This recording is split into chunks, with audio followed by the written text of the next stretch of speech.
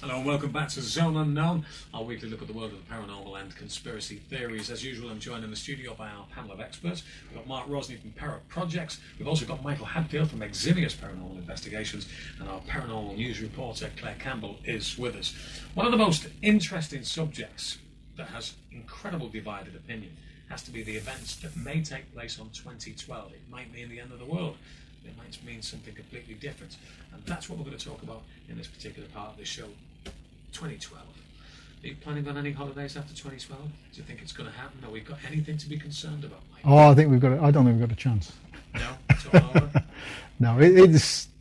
I think the problem with 2012 is a lot of different potential problems that really are planetary threatening and life threatening have been all sort of pulled into the same event, well, the same date. So people understand that there is a suggestion that at some point in the year 2012 that there could be the wiping out of mankind as we know it. There may be some kind of revelation that the creators of the human race will return to see how the planet's going, or even there are, I think within the Catholic Church there's some belief in the second coming of Christ. Lots of scenarios and lots of people who are, if you like, jumping on the bandwagon. What's your take on it, Mark? Well, I'm a lot like Michael's take on it. There's a lot of different disasters that could occur at any time. There are a few that are really overdue, and everybody's pulled them into this 2012 sort of scenario. For instance, one of the biggest threats is the planet being hit by comets or large rocks from space, and now that could happen any time at all, but we are overdue a mass extinction. There's been about 12 or 13. We are overdue a mass extinction. That's right. They tend to occur at regular-ish sort of intervals, right, throughout the geological record. And I think there's been about 13 mass extinctions as far as we can tell. And well, we know one obviously so off the dinosaur. Well, that's right. Yes, that's right. Yeah. And there was, as I say, we are definitely overdue another cataclysmic event from space. What about yourself, Claire? I mean, obviously, we've done many of these shows and we've heard these people who speculate on what might happen. Has it gone inside your mind? Are you concerned about it? I'm frightened, yeah. Are you really? Fairly part of our scene. I think we can continue with that. We'll be okay without it.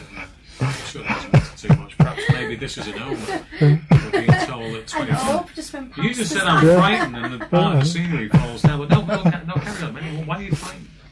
Because I'm one of these, like the way Churchill decided to put files away because it would create mass hysteria. I'm one of them that will get frightened quite easily. If something said, a news report came out, so don't concern yourself too much. But I don't believe what the media say anyway. Well, this is very interesting because a recent survey suggested when they said to people that if you had to put on a scale of 1 to 10 how much you trust the media, people would say 2 out of 10. And second question, on a scale of 1 to 10, how much would you trust your government? Probably about the same kind of thing. 2 out of 10. The main source of your information is the media and the government, and you don't trust either of them. So perhaps maybe 2012 is inevitable. It's going to happen. The government's playing it down. But the governments haven't got any credibility in the media. No, I think the governments have got plan A's and plan B's to put into They don't action. include us. That have got nothing at all to do with us, although in the real world they have.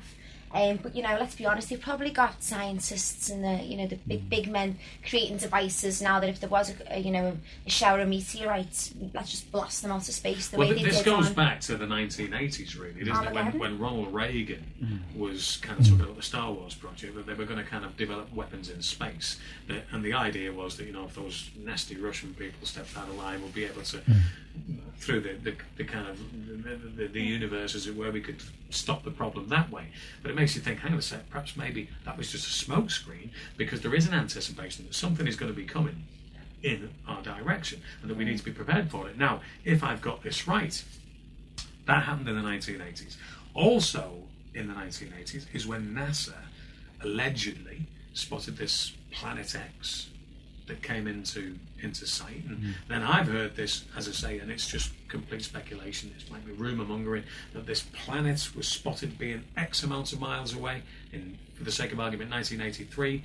10 years later, it's a whole lot closer, moving towards us. Well, if they've got that information then, they've obviously put plans into place.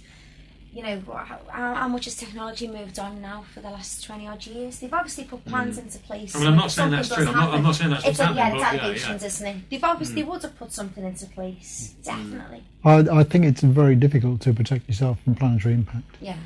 So there's, you can panic, and but there ain't a great. There's not a lot you can do. No, it's done. Yeah. And even if it's a small planetary impact that only destroys a small area of the planet, the nuclear winter effect that comes after it, with all the dust in the atmosphere, there's no food left. No, and the thing that gets me is, and it comes back to what Mark was saying about we are overdue some kind of like incredible human disaster that could, or an extinction.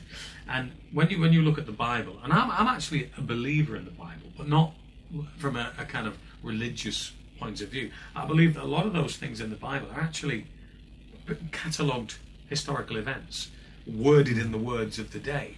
So if you think about Noah and the flood, taking all the animals on board, 40 days and 40 nights, I mean, it's ridiculous to look at it like that. But if, however, you did have this meteorite that waxed the earth with such an impact, would cause mega tsunamis would flood, and if you just happen to be prepared with a boat, you know, and going back to those times where perhaps maybe that happened, that's perhaps maybe where the story comes from. So maybe the Bible or similar religious texts are actually telling us of catastrophes that happened before. Yeah, I agree with that totally. In fact, taking the flood as an example, there's in a lot of different cultures, ancient histories, there are flood legends. You know, there's so this is definitely some sort of event that has happened, and there's race memory of. I mean, what I'm saying, if you got it rains for 40 days and 40 nights, well, no, the best that you can hope for there is that we won't have a hosepipe ban in the northwest of England. But the thing is, but that's how people would have looked at it. Yes. Well, 40 was a magical number. 40 was a magical number. Was it really? Yeah. In those times, you find lots of 40s repeated. Jesus spent 40 days in the desert. Yeah. You know, and in the Bible, 12 is another one. That you got the 12 tribes of Israel, the 12 apostles. 12 months of the year. Yeah, these numbers repeat themselves over and over again in these stories. So they're not to be taken literally.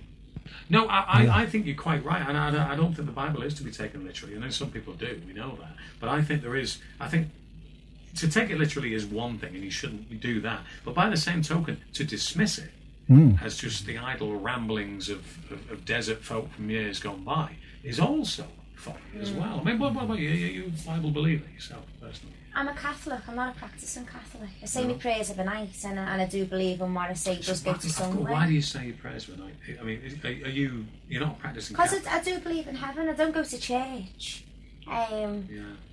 Maybe I'm lazy in that sense. I do believe in God. I do believe in Jesus. But again, that's my belief, not anybody else's. I bring my daughter up as a Catholic. I do believe there was a Mary and a Joseph. I don't know. It's a faith, isn't it? And it's hope. And is it? I know again it's a wider. Is it a faith or is this an upbringing? No, it's been influenced. Yeah. Obviously, because I did go to a Catholic school where you sang Ave Maria, Come by all. But that it's something I don't go around preaching about it, but it is something that when I say my prayers at night, I do believe they go somewhere. And well, I hope they do, because that gives me comfort in knowing the prayer I say every night about my daughters. She's getting looked after. I don't know. Yeah, no, it moves into another area, but obviously, and again, this is what happens when you discuss things like this. It's easy to branch off into other departments. But let's get back onto 2012, and we'll conclude on this. 2012. What's going to happen, Mark? Probably nothing. Yeah, I think you go on the Mark, Michael. I think that date specifically, probably nothing. I think possibly within the next 100, 200 years, something. I'm very scared, Claire. What do you think's going to happen? Now, do you know what? When we first spoke about it, we put your mind at rest. Yeah, at the very first, I was getting my boat ready like Noah,